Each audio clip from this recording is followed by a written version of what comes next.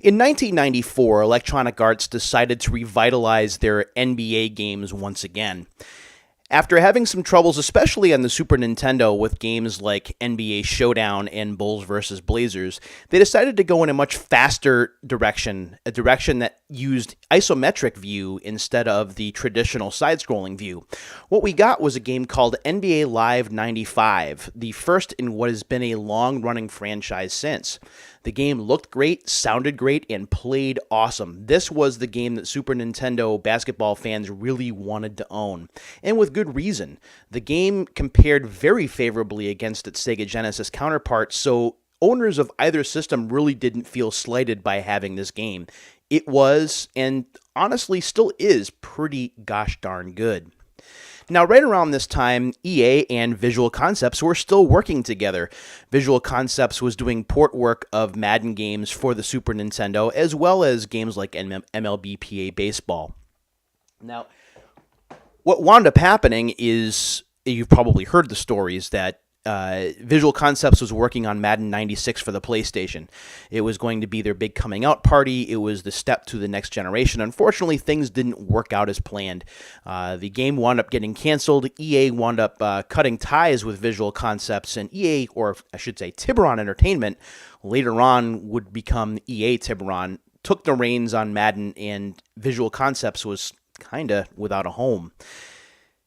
They did some projects, more notably, at least in my opinion, would be a game called NBA Fast Break 98, which was published by Midway, in an attempt at basketball for them.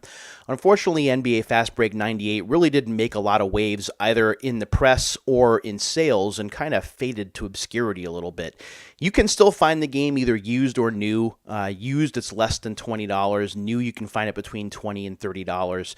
It is a game that I had an eye on for Unsealed, but it was running just a little too expensive for me to go ahead and grab it. But it's a game that I'm still looking for today. In 1999, we got NBA 2K for the Dreamcast. This was the beginning of the partnership between Sega and Visual Concepts, and what really put Visual Concepts on the map. We've already talked about NFL 2K on this show before, as we've opened up NFL 2K3, 2K4, and 2K5. And now we're going to take a look at the basketball games, and this is really what got it started. The game, at least to me, is still pretty darn impressive considering the older hardware. It is fun to play. Seeing some of the initial implementation of some of the presentation ideas that Visual Concepts had is pretty neat. Unfortunately, the Sega Dreamcast was not long for the world after this had come out, only lasting for another couple of more seasons, 3 more seasons to be exact, until NBA 2K2, and then we started to see the series separate and go to other platforms now that the Dreamcast was no longer being supported. That's what brings us to this first episode of what will be a 3-part miniseries. We did this with the NFL 2K series, and now we're going to do it with the NBA Live versus NBA 2K series in its battle on the PlayStation Battleground.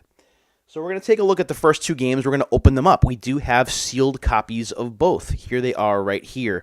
We're going to take a look at NBA Live 2003 first. NBA Live 2003 was the dominant brand in NBA basketball at this time. EA was just dominating in a lot of sports categories because it had been such a multi-platform supporter. It was publishing games for not only the PlayStation 2, but also the Xbox and the GameCube. So it was the dominant brand in sports video gaming. This is Jason Kidd, I believe, on the cover. EA Sports Tracks bonus music CD inside, so we actually have a music CD in here. It boasts on the back here something about total player control, and we'll take a look at the back real quick. Revolutionary EA Sports freestyle control with sweet crossovers, triple threat moves, post moves, and strip steals.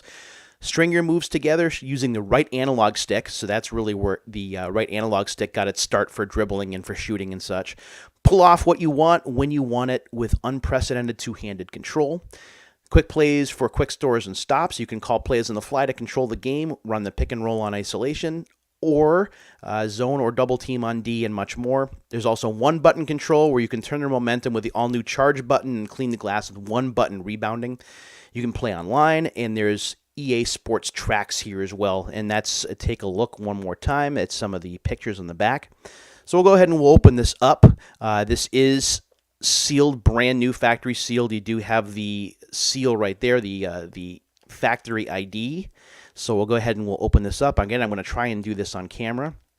This mini-series, by the way, is a request. I am glad to fill this in. It has taken me a little while to get here to get all the games, but now that I have them, this mini-series won't be too long in happening all the way through.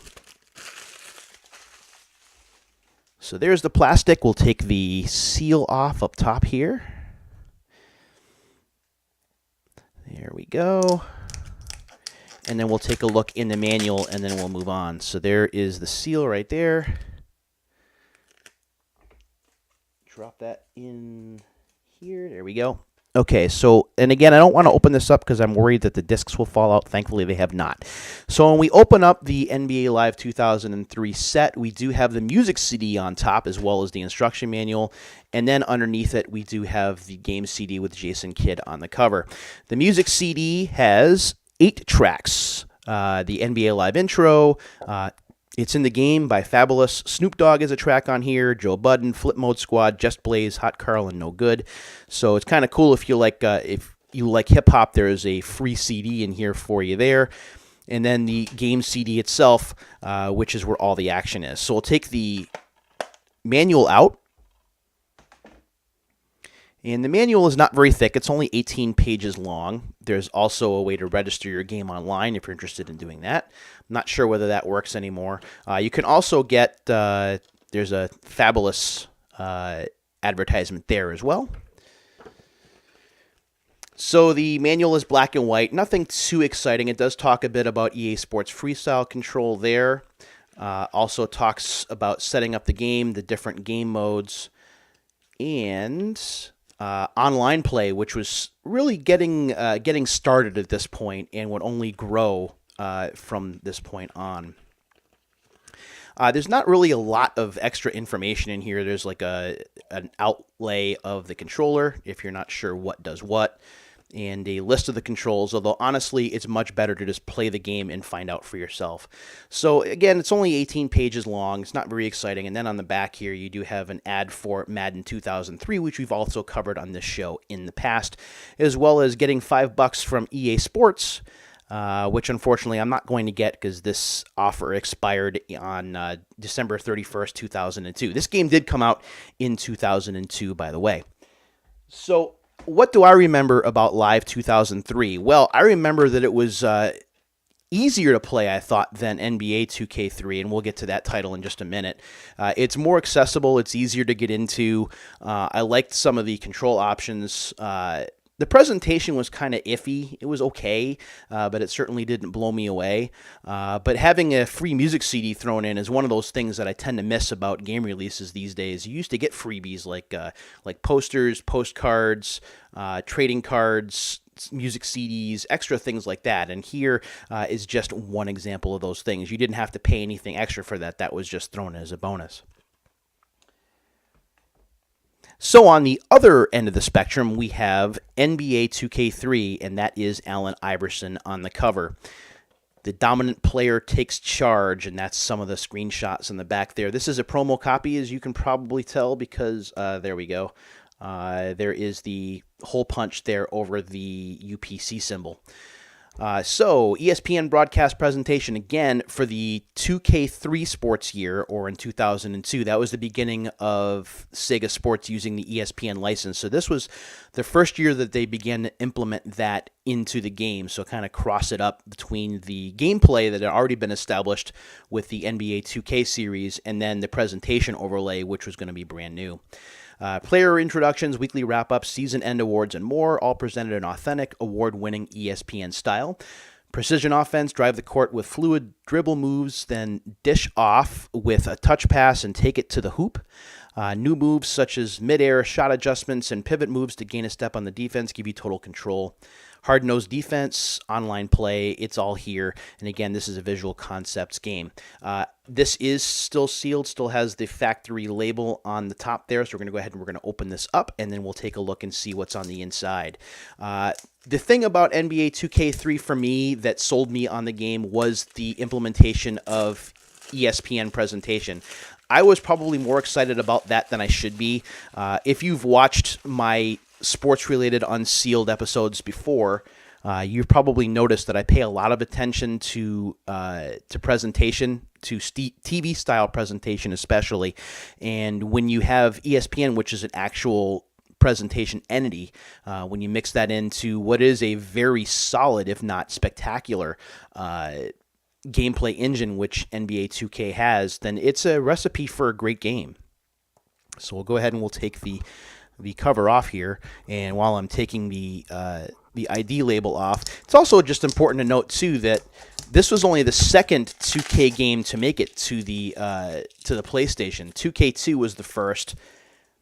So NBA Live really didn't have a lot of competition just yet. The hype really hadn't built like it had for NBA Live, which had been established because it went from the Super Nintendo to the PlayStation and then the PlayStation 2 without stopping. So while you're talking about for the PlayStation 2, it was the first, second, third year, and then it had gone from Live 96 on the PlayStation, so 96, 97, 98, 99, 2000, 2001, 2002. So this was the 8th year of Live on PlayStation versus only the second year of 2K, so that's pretty important. Let's just open this up, make sure the disc doesn't fall out. There we go, it does not. When we open this up, first of all, you get the Sega registration online, and we'll go ahead and we'll put that back in where it goes. Then we have the instruction manual and the disc. So we'll take a look at the instruction manual as we always do. The disc isn't very exciting, but again, if you're an Allen Iverson fan, you're going to want that. There is an ad here for NCAA 2K3 college basketball, and yes, we are going to get to that one in a future miniseries, so stay tuned for that. When we open up the manual, this one is full color, which is kind of cool, and it is fairly hefty at 52 pages. It talks about the play controls first, and then it talks about the different options, the different things you can do. The Sega Sports Challenge, which we talked about with NFL 2K3 and NHL 2K3, that is here, so you can register your rankings on an online board. Unfortunately, that doesn't exist anymore. It talks about all kinds of things. Post mode, pivot mode, passing, shooting. So this game gets pretty in-depth, as it always has been. This has been more a straight-up simulation, whereas I think the NBA Live games have kind of walked that balance between arcade and simulation, kind of like the Tecmo games used to do back in the 16-bit era. So there's even more here, talking about trades, the franchise mode, and more. There's a lot to take in if you want to read it. And I can tell you that as someone who bought these games new from the mall or from a gaming store or whatever in 2002, that when I would open this up, just like I've done on camera, I would often go somewhere to be able to get myself a bite to eat. I would tear into the game and I would read the manual from stem to stern so that I have a pretty good idea of how the game would play before I fired it up in my system at home.